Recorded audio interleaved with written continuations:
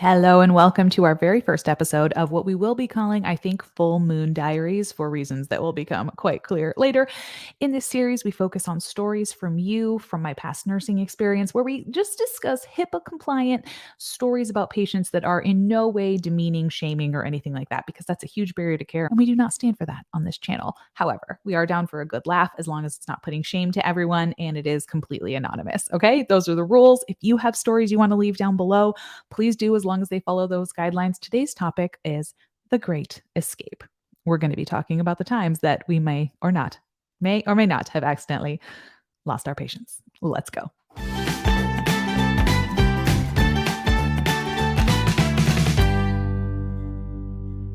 Okay, so I'm going to start off with some personal stories that I have experienced, and then we will dive into some blind reacts that all of you sent me.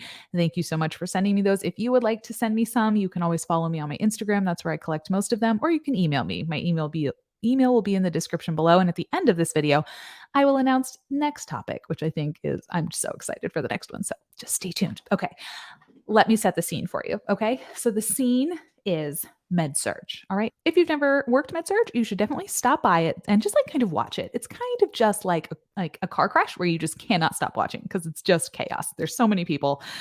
There are so many things happening at one time. It's a lot. So that's our scene, right? Okay, I am the charge nurse. So as the charge nurse, I am in charge of making sure that the floor is okay, checking in with all of my nurses. I'm admitting new patients. I'm discharging patients. When bad things happen, I'm expected to go and kind of be, the wise, sage person standing there and making sure I'm supporting that nurse, seeing if I can help with anything. I have patients of my own. I'm doing all the things, right? On our unit, we had a lot of patients all the time who required, we called them like total care patients. So you need to do everything for them. Okay. So that's people who can't ambulate, can't walk by themselves. You need to get up and walk with them, who are confused, or they just need to be turned all the time. Like they can't even walk on their own. They're bedbound. They need assistance with toilet. They need help with everything. So the unit is very busy, right? We also have a lot of confused patients. And we do not have people to watch them like one-on-one. Like even if you order one-on-one observance, you're not always going to get it, right? Because we just don't have enough sitters. That is a very sad thing that happens in the hospital. It's not okay. I do the thing where I like smile when I'm uncomfortable, but setting the scene.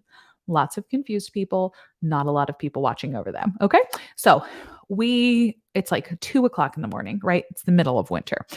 And someone on our floor codes. So they experience a code blue. If you want to hear me talk more about code blues, PS, I will leave a video at the end talking about my very first code experience, as well as how I recommend in a different video, like preparing for them. I'll leave them down there, but stay with me on this one. A code happens.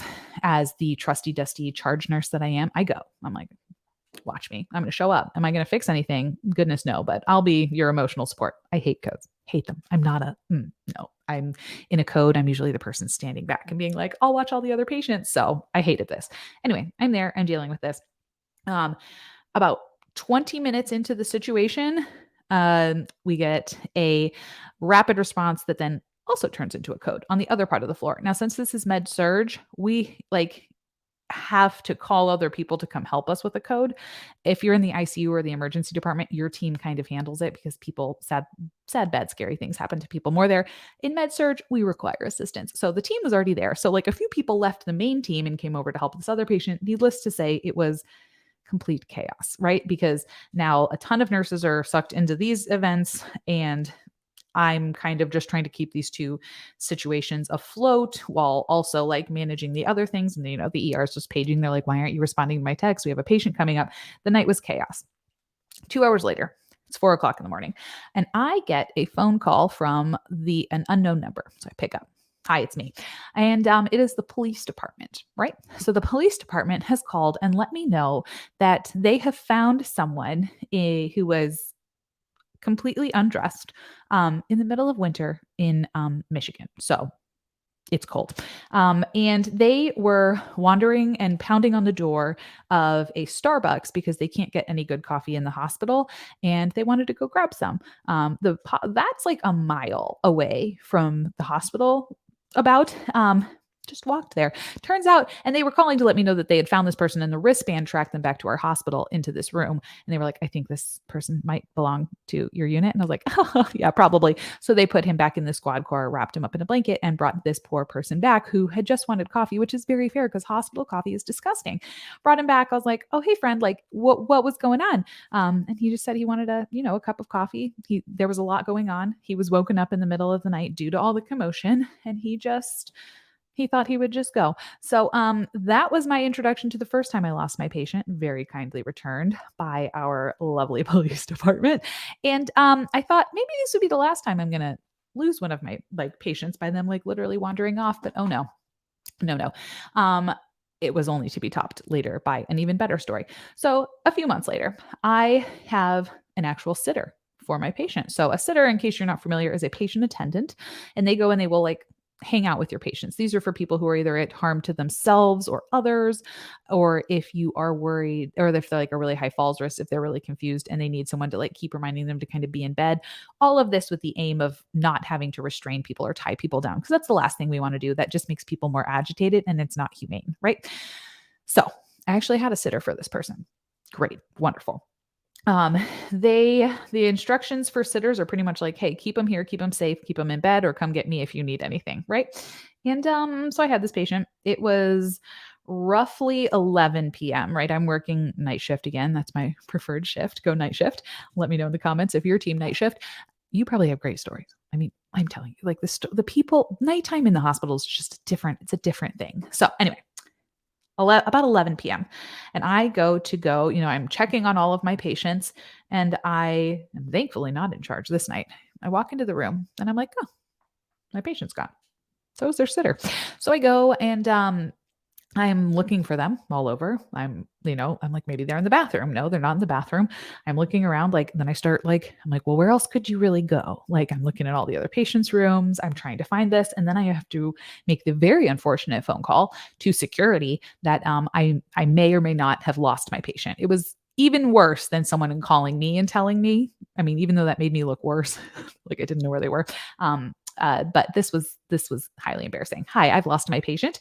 So they go and they look in the computer, and sure enough, there is video footage of my patient being walked to the bus stop that's out in front of the hospital.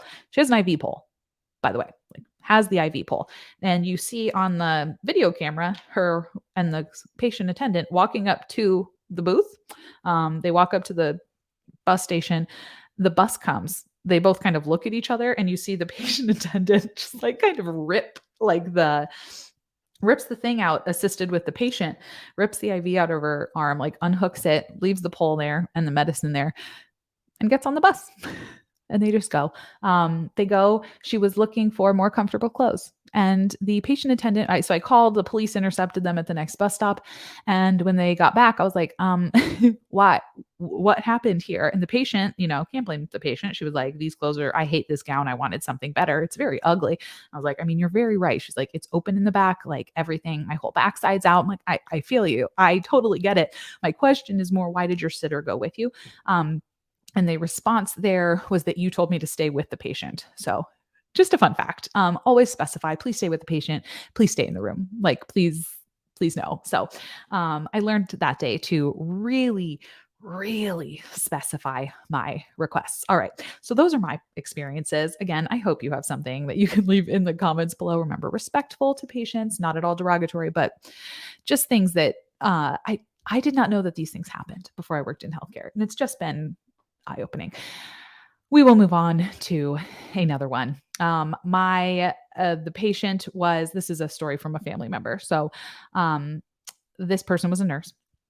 Again, night shift, because obviously it's night shift, and they have a patient in full traction, right? Okay, so traction is when you're sitting there and they had it with their spine. So they have literal screws going into their head. They have the cage, right? So the cage is sitting here, and it screws into your skull. Okay, so there are screws in your skull. It is sitting here, very hard to maneuver with, right? Whenever we had traction on our unit, it was rare, and we had to call people to come help us, because I was like, this is terrifying. When you can have leg traction where it's holding your leg up with like a sandbag. It's terrifying. I hate it. If you guys do surgical cases, good for you. We would get them and I was like, this is a nightmare. Has this patient in full traction. This is very, like I said, very, very, very difficult to move around in, particularly because it also involved like appendages. Like head was screwed in place with a huge cage around it. I'll try to insert a picture. And then also was in like, I believe, upper or lower body traction, which would mean there's a broken appendage somewhere. Okay, so this person's not someone who you think is going to be super ambulatory, disappears. Totally disappears when you go around to check on them. Where are they found? Much, much later. And this was at a time when there was no like cameras. This was quite a while ago. Much, much later again, had to make the call to security of, I hate making this call, but I've lost my patient. They're on the roof, just looking at the stars. They're like, I just thought I would come out and look at the stars. Beautiful. I have also had patients escape to the roof. But now we have computers, so we can look at it. So another great place to look for your patient is they might just go and want to stargaze, because hospitals do the firework watching from hospitals. I have worked almost every single 4th of July that I was a nurse, and you can see like great fireworks from up there. The stars are beautiful. You're really high up. It's really flat, the roofs, because you have to land helicopters on them a lot. 10 out of 10 recommend for like a cute, fun hangout place. If you want to go on a hospital date, there you go. The roof, as long as you don't get seen, it's fine. Let us now dive into some blind reacts. Are you excited? Oh, I'm excited. Okay. On the unit where I was doing a rotation, they had outdoor terraces and smaller outdoor balconies for patients to get fresh air. For obvious safety reasons, they had a thick glass plastic, not sure, wall on the edge that was about 13 to 15 feet high. One time, a patient decided they really wanted a burger and were sick of the hospital food and sprinted towards the wall, scaled it, and climbed over. This was on the 5th floor. Thankfully, the steps convinced him to climb back over, but man, this was a 5'4", 70-year-old man and the smaller balcony. So he only had about 6 feet to run and gain speed. They shut down the smaller balconies after that until they figured out what to do next. Impressive. Let me tell you, never underestimate your patients, okay? A lot of the times, the weaker they appear, the more power they possess. This is true for toddlers, for babies. Holding down those little tiny humans is near impossible. 70-year-olds, you're kind of like, look at, you're like, oh, like, this is cute. Especially like 90-year-old women. The power of, I don't know, 12 lions, at least 12 lions. I don't know if that's a good comparison, but the strongest people in the entire world. So that's amazing. I feel like a lot of these are going to involve food, and running away to go find food, because that is absolutely, from all of my experiences where people have wandered away, most of the time it's to find food. I'm like, maybe we should see that. Maybe we would have, patients really want it to be a hotel experience. And apparently we need to do this. Okay. I work at a huge level 1 trauma center. Our ER has over 120 beds. So it's pretty big. That's not including the chairs they shove the patients in down in the hallways and corners. But for real, I've been stuck in a hallway before at an ER. I went in because I had norovirus, which is just like a horrific GI bug. And I was stuck in the hallway. It's not a place you want to be stuck in the hallway, like with things happening everywhere. It's just not. But anyway, I wish we could do a public campaign for like teaching people how to use the ER, what's appropriate, what's not, yada, yada. That's a future Liz goal. I'd love to do that. I'd just like to can't every news station just put my channel on and like, I will just teach everyone about healthcare. It'll be the health class that no one ever got, right? When I rule the world, that'll happen. Moving on. Well, one day we had an active shooter incident. Oh, those are so scary. An active shooter incident is just when someone is in the building with ammunition, or with I'm trying to use YouTube friendly words, with something that could launch ammunition, and that they might be using it. They'll have different words for it. Usually it's like code silver. But that one always is like just terrifying. Well, one day we had an active shooter. This turned out to be a false alarm, so we can laugh about it now, where during so I had a patient escape on me. So my assignment that day was the farthest one from where this supposed active shooter was. I was our behavioral nurse that day, so I was caring for all of our detox patients. I had one of our regulars there and we were just talking, waiting to sober up so we could discharge him. So a lot of times you will see repeat customers like this in the ER. On my unit, we had the same thing where we would do alcohol withdrawal, and you just saw a lot of the same characters through over and over again. And you got to know them. So you can kind of it was almost like a chill, like, hey, let's just, you get to know people. It's cool. Sad that they keep coming in for the same, thing, but it was a very different vibe. A weird thing that like I never thought I would like was getting to know my patient population who struggled a lot with addiction for all sorts of substances, who were really cool humans. But and you just kept having to detox them, which was sad. But that was a tangent. Well, I think we should get used to those on these. These are more lighthearted. They're fun. It's like we're chatting. Well, he finally woke up from his vodka slumber and proceeded to stand up and start doing number two on the floor. We offered to take him to the bathroom, but why use a bathroom when there's a perfectly good floor there? You know, the number of times I have moved people off of a stretcher when I'm like admitting them to the hospital and they just stand there and like do the same thing. They just decline to use the bathroom. I'm like, but this is a floor, sir.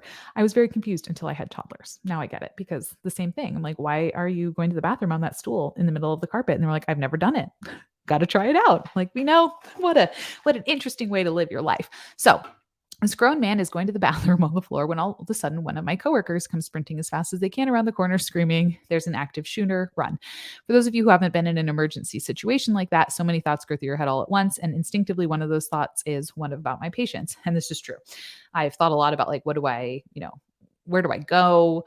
Who am I trying to protect? How do I protect them? Like, who do I just go and like, do I just go and hide? Do I leave them to like fend for themselves? Which sounds mean, but like, that's an actual thought that you're a human that goes through your head. What do you do? Instinctively, okay, well, at that moment, my direct observer and I looked at each other, looked at the person going to the restroom on the floor, and we both paused for a second and then simultaneously took off running. Don't get me wrong, I love my patients, but I do not get paid enough to die while we're trying to protect a grown man from going to the restroom on the floor. I feel you. Police department came and the whole commotion was cleared. They come in afterwards and they say, oh, the situation is clear. Well, we stood across the street waiting to be told to come back inside. After coming back inside, the patient was gone. We could not find him anywhere. So I went ahead and marked him as an elopement, which is like they left and moved on. Well, 5 hours later, I went to grab an IV pole out of one of the patient's rooms that's used for random storage. Sure enough, the patient was there. He had found an old stretcher with no sheets on it, and he just went back to sleep. He must have not like stating he did not like the stench of his own mess on the floor. We reactivated his chart. They did an assessment and they discharged him. But I'll never forget the drunk man who was found going to the bathroom on the floor. Well, I feared for my life, thinking I was going to die. Yeah, that's a phrase that I hope you find this nursing humor, as much nursing humor out of this as I do. And I do. That is a pretty good explanation of nursing humor. Let's have some short ones. Let's put these in.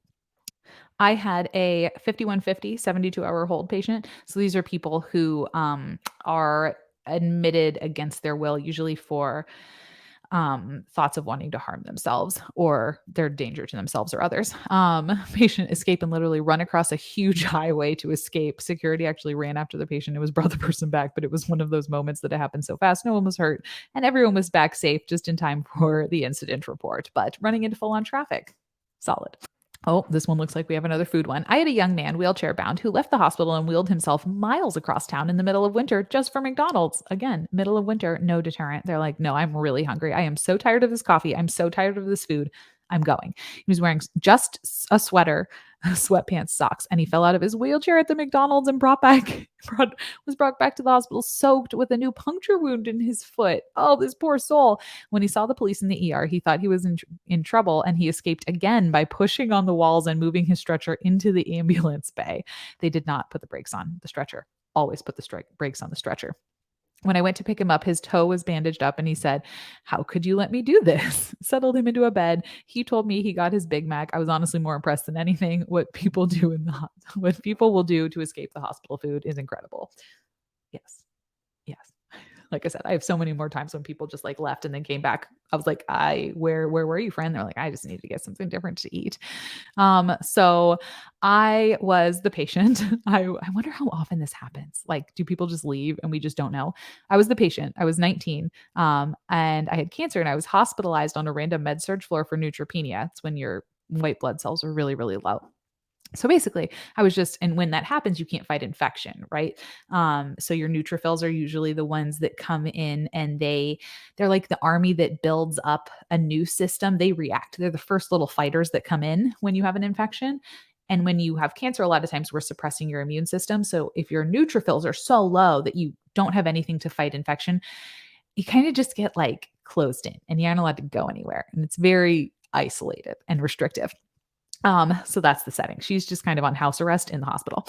One night I was bored and figured out how to unhook my port from my saline drip. A port is an IV that is under your skin. So it looks like it has a little squishy part in the middle. And then it connects to a central, like a big vein. And so instead of having to get an IV every time so that your veins would get like irritated, you can just plug it in. So it's like a permanent IV. And then once you're done with treatment, they take it out. One night I was bored and I figured out how to unhook my port from my saline drip. Saline is just fluids. Put on normal clothes and walked out of the hospital to an ice cream shop down the street. Again, we were escaping for food. Came back a couple hours later, but the doors were locked because it was late. Oh no. So a lot of the times the big hospital doors, they'll close at like 8 or 9, when the visiting hours are over. And then can only usually get in through like employee doors or like you have to badge in or through the emergency room. Is she going to go through the emergency room? Came back a couple hours later. Doors were locked, had to go through the emergency entrance and sneak back into my room. Not sure if anyone noticed, but you get away with a lot as a cancer patient. I love that if they did notice, they just didn't say anything. They just didn't address it. And now this makes me wonder how many of my patients actually escaped and I just didn't notice. If you want to, I probably shouldn't say this, if you want to escape, like evening med pass time, that's the time. You could probably easily lose 2 or 3 hours because you're bathing patients, you're getting them ready for bed, you're doing all the nighttime insulin, you're doing your final wound dressings for the day, you're wrapping up all the tasks that just didn't get done. You're getting everyone to the bathroom for the last time, you're cleaning them up, you have your PM med pass. That's the time to escape between like 5 and 8 p.m. Sounds like she knew that, and that's when she went. Had a post-op patient who prior to bed was A&O times 4. A&O times 4 just means like alert and oriented. And then we tell you how many things you're oriented to. So A&O times 4 is like the most alert. So you're oriented to yourself, where you are, the time, and the situation. So you could say your name, where you are, who's the president, and what's happening here. If you are only know your name, your A&O times 1, things like that. So totally aware patient. I checked on this patient every hour or so, and he was asleep in his bed. One time I got to check on him and he was gone, but his epidural and IV pump were still in the room. So an epidural is something that is it can go, it's kind of an indwelling, it's a catheter that's going to stay in place. That's what you get when you have a baby. If you want the epidural, it's going into your back. And they're usually, it goes into your spine and it's giving you pain relief. It's like continuous pain medication, or you can hit a button and it'll give you extra. This epidural and the IV pump were still in the room. So the equipment that he had been hooked up to is still there. The police ended up finding him walking the city in his hospital gown with the epidural line just hanging out of his back. So it's like a tail coming out of your mid back. That's not good. It's going like right into your spinal fluid. Okay. That's not what you want. Oh my gosh. He was obviously confused, which we attributed to his medication. The police brought him back safely. And from then on, we had the bed alarm on and the patient was not harmed in any way. Oh my goodness. A bed alarm is when the bed senses the weight is gone from the bed, an alarm will sound. It's often used with people, who we put it on a lot of people who we just like wanted to know if they got out of bed, or it would alert you like, hey, you need to run down the hallway. If you see people running in a hallway, it's usually for a bed alarm or a code, but hopefully a bed alarm. I mean, neither are good. I can't tell you the amount of times I have seen I have been getting on to an elevator and a naked patient runs out. I want to know where you work, but I also relate. Missing patient code called for patient elopement. Patient was in the wall, like inside of it on the unit the whole time. Oh my gosh. Like, I want to know how they found him or her, like how I've had patients disappear into the ceiling. Only like they moved the tiles and climbed up inside, and you only found out when they crashed. I've had many patients go into the ceiling, many. But the one time I've caught most of them. So like you see their leg going up, but the one time I didn't see them and this person had replaced the ceiling tile, because a lot of times they'll forget to replace the ceiling tile and you're like, I've seen a few things here, friend. I know where you went. You're in the ceiling. But this person had replaced the ceiling tile. The only reason I ended up finding with them was they crawled over 2 units and they fell through the ceiling because they moved off of the rail and they fell through. And then that person got to call security. I was like, my patient's in the ceiling. or my patient, I've lost them. And very fortunately, this person did call me back. She's like, your patient just fell onto my patient's bed. And I was like, well then. Why? Things you never thought you would know. Okay, those are all of our stories. I so appreciate everyone who shared. If you have a wonderful story, please leave it below. And if we get enough of them, we can always do a 2.0 version of this. It's amazing. The next version of this, are you ready? Is going to be ghost stories from the hospital. Okay. Not stitious, but I have a little stitious. And I will reuse that joke next time. If you haven't watched The Office, get on that. So there we go. I thought these were funny. I hope you got a little bit of a giggle out of them. Please share yours below. I look forward to being able to intersperse these. We're going to cover all sorts of interesting topics. This is one of those things where you wish you could write a book, but your really good stories are like not going to be HIPAA compliant. But we can kind of giggle and have some laughs about this. I'm so excited to hear your ghost stories. Again, send them to my Instagram, send them, you can leave them in a comment down below on here, except that kind of spoils it because then everyone knows your ghost story and they could read them, or email me at nurselizYT@gmail.com. So any of those, thank you so much for being here. Always remember that you are not alone, you are enough, and you can do hard things. If you like this video, do all the things that make the YouTube gods happy.